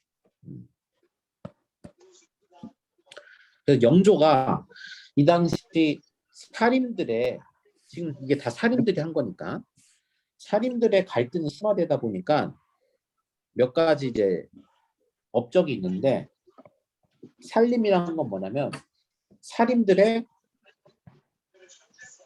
실세야 실세. 실제 관직에는 오르지 않았는데 서원이나 지방에서 제자들을 키워서 보이지 않는 곳에서 정계를 좌지우지하는 사람들을 살림이라고 해요. 실세이기 때문에 근데 이제 이 살림이란 직책이에요. 직책. 살림이란 직책을 이전까지는 어느 정도 정부 입장에서도 왕도 그걸 인정해줬어요. 살림의 어떤 업적이나 학문적인 어떤 일들에 대해서 다 인정을 해줬는데 이때부터는 살림 자체를 나는 인정하지 않는다. 그 사람들 말 듣지 말아라. 왕권, 권력은 나한테 있다. 라는 내용이죠.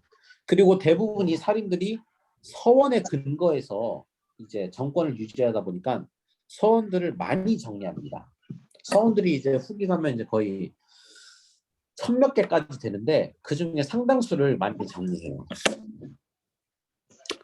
그리고 처음에 살인들이 동인과 서인으로 갈라졌던 이조전랑이란 자리, 이조전랑이란 자리 자체를 약화시켜요.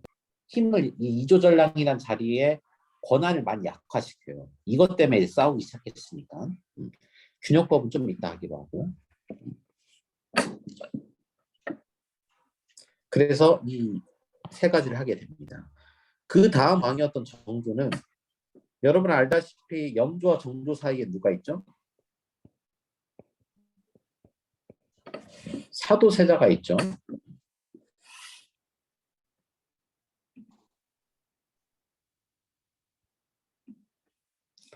사도세자가 있는데 이 사도세자가 영모로 죽었음에도 불구하고 정조는 왕이 됐습니다.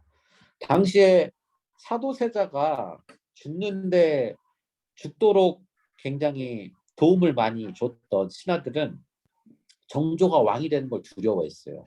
그리고 실제로 정조가 왕이 된 이후에 그 정조한테 해코지를 당할까 봐 두려워서 정조도 재위 기간 동안 암살 위험이 많이 있었어요.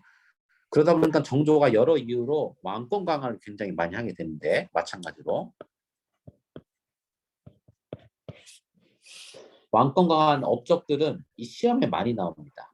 하나하나 다 많이 나와요. 뭐가 있냐면 신하들을 불러다가 연구를 시작해. 공부를 해요. 이를테면 이제 지편전 같은 거를 다시 만들었어요. 규장각.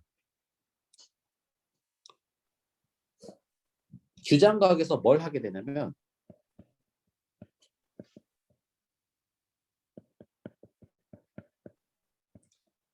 초계 문신제라는 걸 하게 되는데 이런 걸 뭐라고 하냐? 재교육이라고 해요. 이미 급제에서 관직에 오른 사람들을 불러다가 규장각에서 다시 교육을 시키는 거예요. 이 규장각 초계 문신제 출신 대표적인 남자가 누구냐면 정조의 남자 정약용이 있습니다. 정약용. 그리고 뿐만 아니라 군권도 장악하기 위해서 장용영이라는 친위 부대를 만들어요. 왕을 지키는 왕 직속 부대.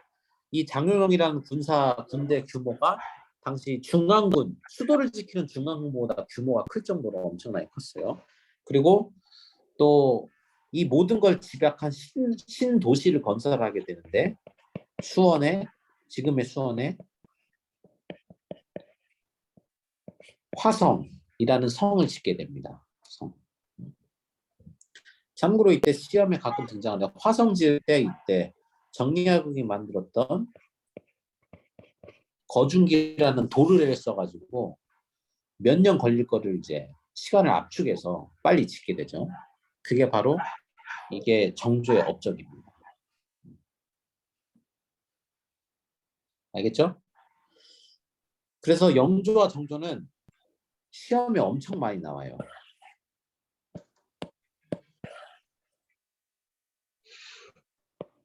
시험에 엄청 많이 나옵니다. 업적 엄청 많이 나와요. 알겠죠? 영조와 정조는 잊으면 안 됩니다.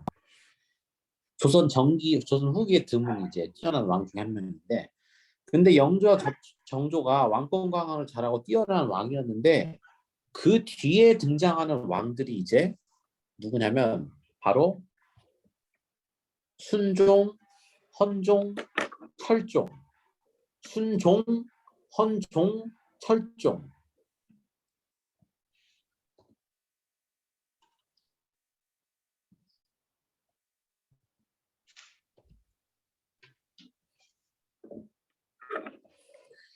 근데 이 왕들이 왜 순헌철이라고 묻는데 이 왕들이 한 가지 문제가 있었어요. 왜 그랬냐면 순종의 즉위 나이 11살, 헌종의 즉위 나이 8살, 철종의 즉위 나이 그래도 19살. 너무 나이가 어리잖아요. 근데 이제 나이가 어리면 권력이 이제 아빠는 죽었으니까 본인들이 왕을 하게 됐는데 너무 어린 나이에 왕을 하게 되면은 그 권력이 보통 그 엄마한테 가게 돼요. 엄마한테. 그래서 일정 부분 엄마가 왕의 역할을 하게 되는데 그런 걸 뭐라고 하냐면 이제 수렴청정이라고도 해요. 수렴청정. 그래서 이때 엄마뿐만 아니라 사실 엄마가 정권을 잡으면 엄마가 정권을 잡는 게 아니라 엄마의 오빠들이 보통 정권을 같이 잡게 돼요. 그런 걸 뭐라고 하면 외가라고 하잖아요. 엄마의 친척을. 외척 세력들이 정권을 다 잡게 됩니다. 그래서 특히 특정 가문들이 정권을 잡게 되는데 이를테면 뭐 안동 김씨 뭐 알죠? 풍양조 씨 이런 사람들이 대표적인 외척 가문들인데 이런 사람들이 권력을 쥐락펴락한 형태를 뭐라고 하냐면 세도 정치 이렇게 하고 이런 걸 세도 가문 이렇게 이야기를 합니다. 세도 가문, 세도 정치. 세도란 말 자체는 권력을 쥐락펴락하는 걸 세도라고 해요. 그래서 이 세도 정치가 되면서 이 당시에 시험에 나오는 포인트는 이 뭐가 있냐면 이 세도 가문들이 뭘 통해 권력을 유지하냐면 이 비변사라는 권력 기구를 통해 권력을 유지하게 돼요. 원래 이 비변사는 전쟁 때 쓰던 임시 회의기구예요. 그래서 원래는 정부 형태가 왕 밑에 의정부가 있고 육조가 있는데 그 형태로 정치를 하려면 전쟁 때 너무 바쁘니까 비변사가 모든 권한을 가지고 정권을 이제 유지하게 되는데 그게 계속 임진왜란 이후에 유지되다가 나중에 비변사의 권한이 굉장히 강화되게 되고 거기를 이 세도 가문들이 장악을 하게 됩니다. 비변사가. 그리고 비변사가 결국엔 이 세도 가문들의 권력 유지 기구가 되는 거예요. 그 매관매직은 관직을 매매했다. 관직을 사고 팔아요. 이 당시 세도 가문들이 돈을 주고 팔고, 또 관직을 사고 파니까 예를 들어서 관직을 돈 주고 산 사람들 있잖아요. 돈 주고 관직에 오른 사람들은 자기가 관직에 올라서 자기가 투자한 만큼은 또 본인이 돈을 더 벌어야 돼요. 예를 들어서 뭐 3억은 말이 안 되지만 3억을 주고 광주 광역시장이 됐다라고 치면은 그 이후에 3억보다는 더 벌어야 되잖아요. 쉽게 말하면. 그래서 삼정은 이제 이건 세금인데 이를테면 세금이 굉장히 문란이었어. 굉장히 비리가 심해졌다.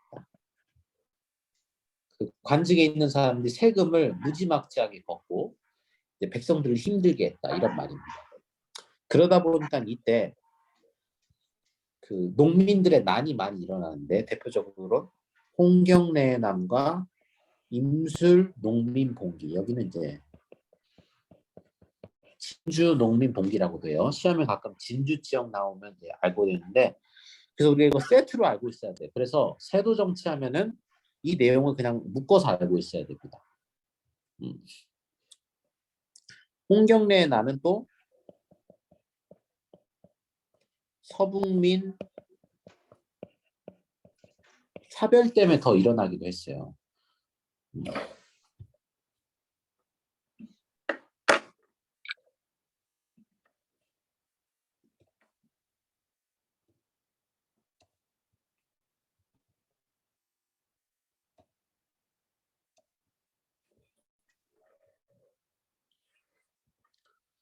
자, 일단은 이런 내용 알고 있으면 되고, 그래서 조선의 정치가 마지막 세도 정치로 접어들면서 흔히 말하는 그 거의 이제 폭망의 징조를 보이기 시작합니다. 이건 뭐 시험에 나오는 말이 아니고 그냥 표현입니다. 표현. 알겠죠? 여러분 이거 쓸 필요는 없습니다.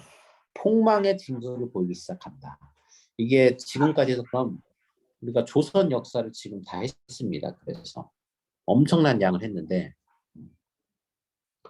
이 이유부터를 뭐라고 하냐면 근현대사라고 해요. 근현대사. 일단 여러분 거 우리 이거 안 했구나. 여러분 힘들어도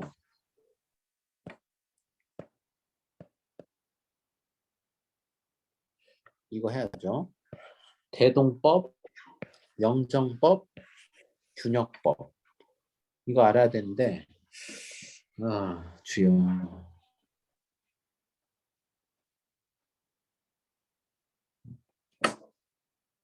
여러분 괜찮아요? 정신들 차리고 있어요 지금?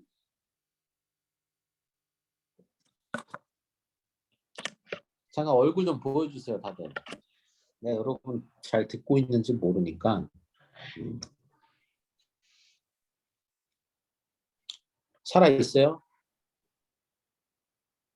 근데 여러분들이 어떻게 하는지가 중요한 건데 지금 하는 게 조금 솔직하게 여러분들이 이야기를 해줘야 나도 속도를 맞추니까 조금 빠른가요? 아니면 괜찮나요? 나는 조금 버겁다 하는 사람 솔직하게 말하세요. 그래야 내가 좀 맞춰서 하니까. 좀 힘들다.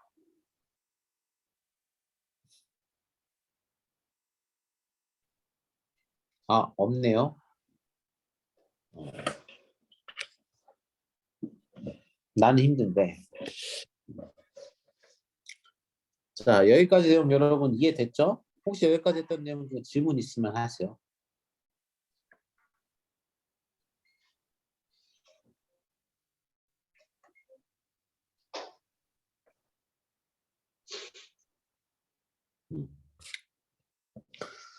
자, 여기서 잠깐.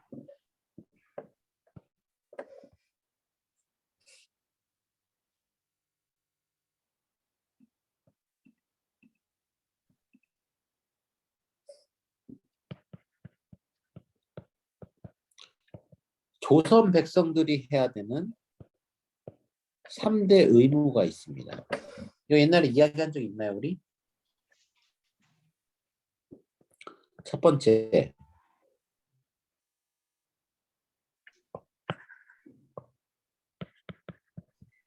조세, 공납, 역. 우리 사회 시간에 가면 대한민국 국민의 몇 대 의무라고 배워요? 보통? 몇 대 의무? 4대 의무. 배우죠? 대답을 해보세요. 배워 안 배워요?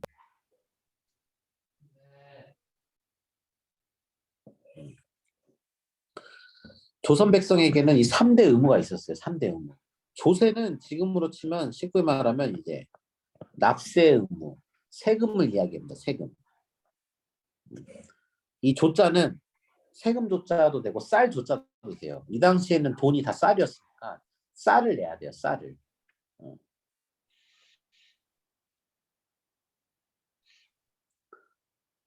그리고 공납. 공납의 의무가 있는데 이걸 뭐라고 하냐면 공납은 뭐냐면 공물을 납부하는 걸 공납이라고 하는데 공물이 뭐냐면 각 지역에서 나는 이제 특산물이에요. 예를 들면 나주 사는 사람들은 배를 내야 되고 그 당시 광주보다 좀 위에 가면 전주란 지역이 있는데 전주에 사는 사람들은 종이가 그 당시에 전주가 유명했어서 종이를 또 만들어서 내야 됐었고 각 지역마다 뭐 꼭 음식만이 아니에요. 특산물이 있어요. 그걸 의무로 납부해야 되는 걸 공물을 납부해야 되는 의무를 공납이라고 합니다. 알겠죠? 이 역은 지금으로 치면 이제 군대 가야 된다는 말입니다. 군대. 다른 말로 이제 군역이라고 하는데 이 당시 조선 남자 16세에서 60세의 모든 양인들은 다 군대를 가야 됐습니다.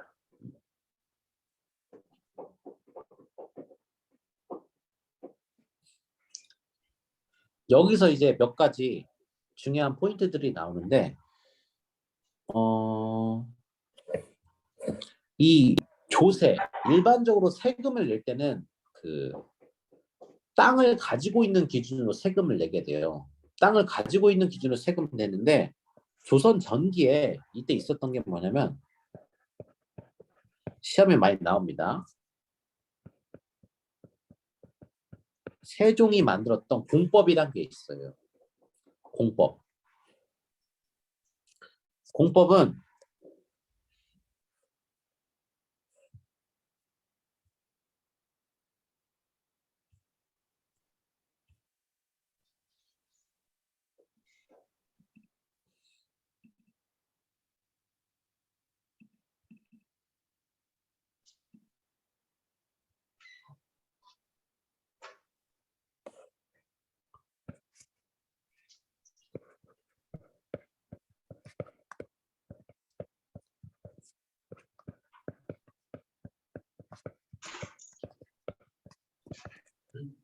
자, 이 말이 무슨 말이냐면 이거는 이제 이해만 하면 돼요.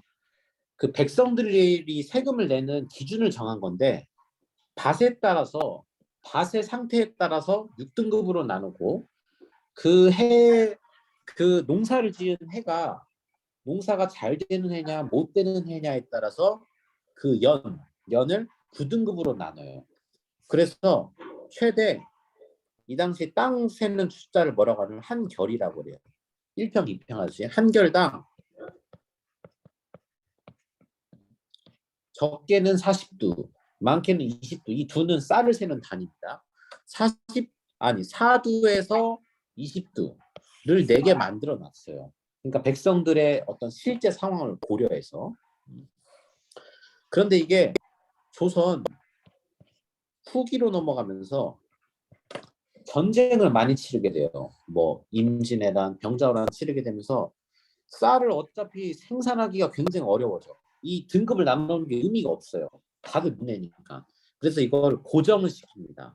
영원히 고정시켰다고 해서 영정법이라고 해요. 영정법. 인조 때 만들어졌고 이거는 한결당 사두 최소 단위였던 한결당 사두로 세금을 고정시켜요. 그래서 시험에 많이 나오는 거 여기서 중요한 거 나왔습니다. 세종의 공법 그리고 영정법. 영정법 이해됐죠? 자, 그 다음 이 공납 가겠습니다.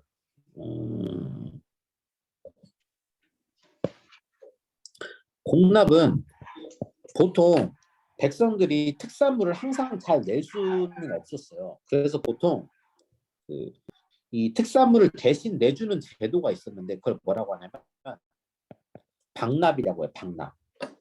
공납을 대신해 주는 거. 그러니까 상인들에게 돈을 주면은 상인들이 그 특산물을 구해준다랄지 아니면 그 공납을 관리하는 관리들한테 어느 정도 뭘 지불하면은 현물을 지불하면은 그거를 이제 낸 걸로 해준다랄지 그런 걸 방납이라고 하는데 근데 이게 후기로 갈수록 사람들이 상인들이나 관리들이나 돈을 더 많이 받게 되고 쉽게 말하면 이 대신 내주는 걸로 사기를 치게 돼요. 그런 걸 뭐라고 하냐? 방납의 폐단이라고 하게 돼요. 이 공납은 모든 백성이 지는 의무다 보니까 예를 들어서 나주에 사는 사람 백성이 배를 내야 돼요. 배를 심어가지고. 근데 전쟁을 치러가지고 배가 나질 않아. 근데 배는 무조건 내야 돼요. 안 내면 끌려가니까. 그래서 어쩔 수 없이 비싼 돈을 주고 배를 내게 되는 그런 형태를 방납의 폐단. 폐단이라는 건 안 좋은 형태, 안 좋은 점을 이야기하는데 방납의 폐단이 일어나게 되고 그래서 이때 광해군이 뭘 하게 되냐면 대동법을 하게 돼요. 뭘 하게 되냐면 이 곡물 대신에 곡물 못 낼 것 같으면 내지 말아라. 쉽게 말하면 곡물 대신에 그냥 쌀 내도 된다. 꼭 쌀 아니어도 되긴 하는데 표현이 그래요. 이런 걸 현물이라고 하는데 곡물 못 내도 괜찮으니까 다른 걸로 대체할 수 있다. 그런 걸 대동법이라고 합니다. 광해군의 큰 업적 중 하나예요.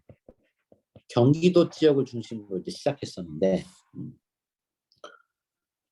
그래서 이 대동법이라는 게 등장을 했고 그래서 앞 글자를 따서 꼭 기억해야 됩니다. 광해군의 업적 중에 광대 뭐라고요? 광대 광대법 잊으면 안 됩니다. 그리고 또 하나 이게 진짜 시험에 많이 나오는 건데 조선 백성들 16세에서 60세 남자들은 다 군대를 가야 되는데 근데 이 당시 남자는 농업사회다 보니까 굉장히 중요한 자산이에요. 남아서 농사도 지어야 되고 중요한 일이 많이 있어요. 그러다 보니까 이 당시 국가적으로 그 군대를 안 가는 방법이 있었어요. 뭐였냐면 1년에 2필 군포를 내면은 군대를 안 가도 됐습니다. 이 2필이라는 건 필은 옷감을 세는 단위, 옷감. 두루마기에 옷감이 감아져 있는데 이렇게 알고 있습니다. 이게 사실은 양이 굉장히 많아요. 군포 그런 걸 이제 군대 안 가는 대신 내는 돈을 군포라고 하는데 근데 이 당시 1년에 2필만 내면 안 갈 수 있었는데 되도록이면 안 가야 돼요. 그래야 내더라도 이게 남는 거기 때문에 근데 1년에 2필을 감당하기가 굉장히 힘들었어요. 이 당시에. 그래서 이때 영조가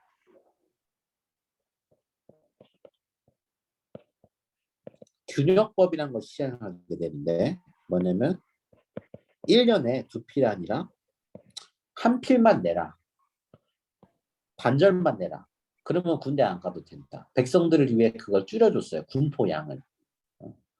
그래서 이거 시험에 많이 나옵니다. 균역법.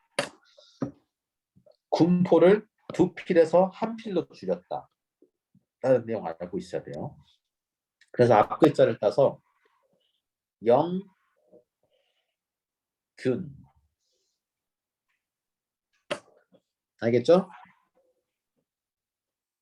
영균, 광대. 알겠죠? 이렇게 우리가 꼭 기억해야 돼요. 이 영균법은 시험에 진짜 많이 나옵니다.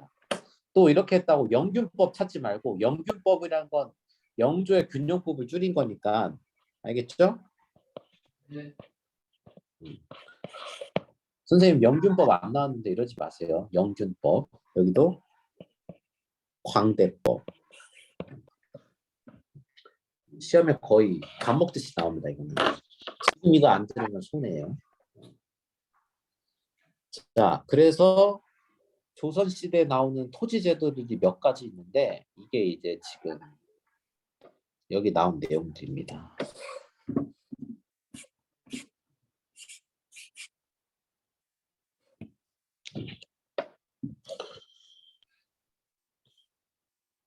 그리고 이건 오늘 할까 말까.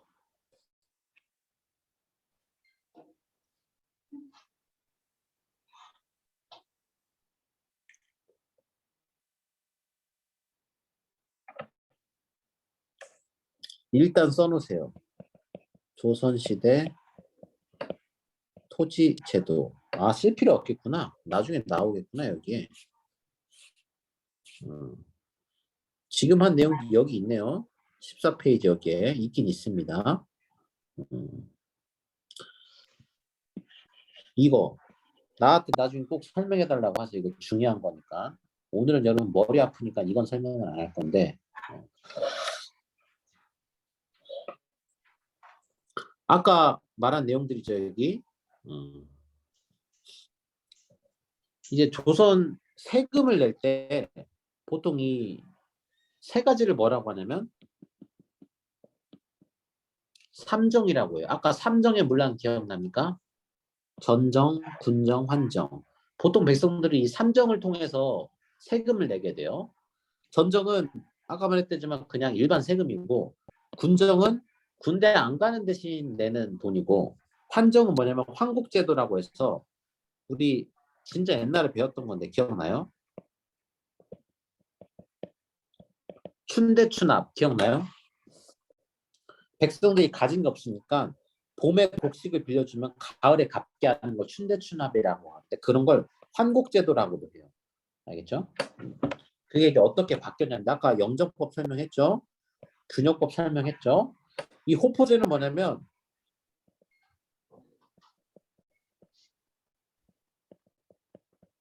양반도 포함. 이 당시 양반들은 군대도 안 가고 군포를 낼 필요가 없었는데 흥선대원군이 왕권 강화를 하면서 야 양반들 너희들 군대 안 갈 거면 돈이라도 내야 되지 않겠냐? 그러면서 이 양반도 1년에 한 필 내는 걸 포함시켜요. 그래서 그걸 이제 호포제라고 합니다. 나중에 또 설명할 거예요. 사창제라는 건 나중에 이것도 설명할 건데 이거 나중에 설명하겠습니다. 흥선대원군 나왔을 때. 봄에 곡식을 빌려주고 가을을 갚게 하는 여기서 이제 특히 삼정의 문란 때 특히 환정제도에서 제일 비리가 심했는데 그걸 개혁하기 위해서 백성들이 직접 그걸 운영하게 하는 사창제라는 걸 실시하게 돼요. 그거 알고 있으면 되겠습니다. 자, 그리고 여기서 하나 진짜 시험에 중요한 거 진짜 많이 나오는 거 있어요. 아까 공납을 했고 그게 박나회 폐단으로부터 대동법이 등장했다고 했잖아요. 이거 별표 5개. 이게 뭐냐면 대동법이 생기면서 어쨌든 정부 입장에서는 특산물을 계속 구해야 돼요. 필요하니까. 그래서 이 특산물, 곡물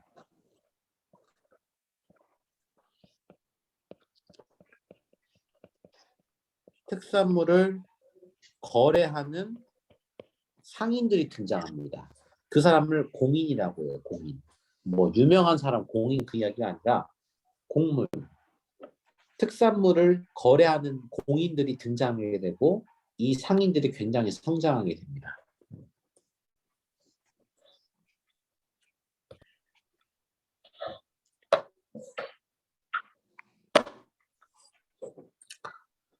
자, 일단 여기까지 했는데